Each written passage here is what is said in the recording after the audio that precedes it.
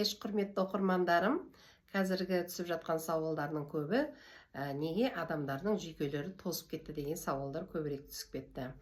Мысалы, оны адам өзінің жүйкесін тек қана өзі тоздырады, басқа ештеңе адамның жүйкесін тоздырмайды екен.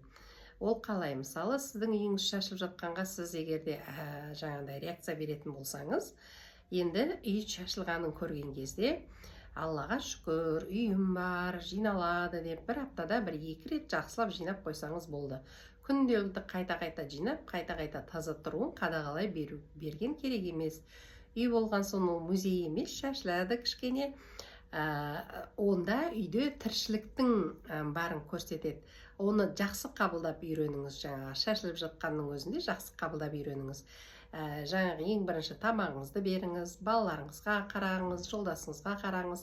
Содан кейін шашылып жатқан үйіңізді балаларыңызбен бірігіп, ойын ретінде реттестіріп, әркім өзінің шашқан нәрселерін орнына қойғыздыртып үйретіп қойыңыз.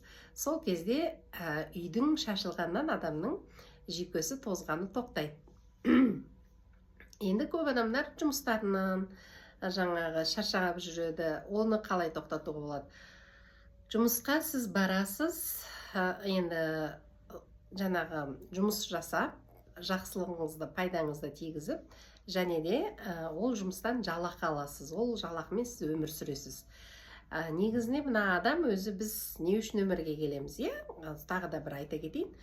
Ең бірінші құлшылық жасау үшін, екінші жақсылық жасау үшін, үшінші жауапкершілік алу үшін, яғни алдымызға обязательство қойып, жаңағы ақылымызды қосып, барлық нәрсені дұрыс істеу керек, жауапкершілік алу дегеніміз.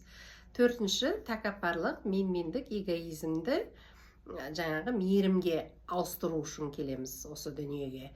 Сонда енді ең оңай емесі жаңағы эгоизмді басу.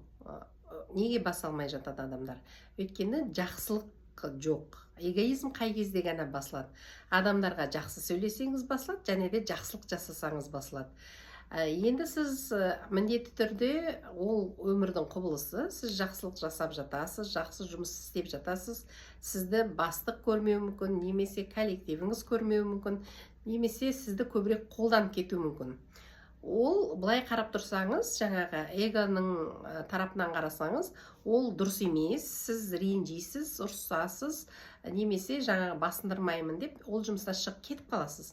Ал өмірдің жаңағы табиғи ережемен қарасаңыз, ол өте жақсы. Сіз көбірек біліп аласыз, кейін өзіңізге жеке фирма ашып аласыз. Сонда мына көп жұмыстан қашпау керек. Көп жұмыс деген ол жақсы.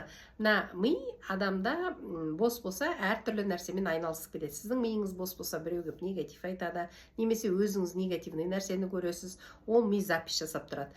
Ал егер де сіздің миыңыз жұмыспенен жаңағы шұғылданып тұратын болса, сіз миыңызға ыңғай жақсы нәрсені қабылдайсыз, оны істеп үйренесіз, опыт аласыз, үйренген сайын, содан кейін өзіңіз жеке фирма ашып аласыз.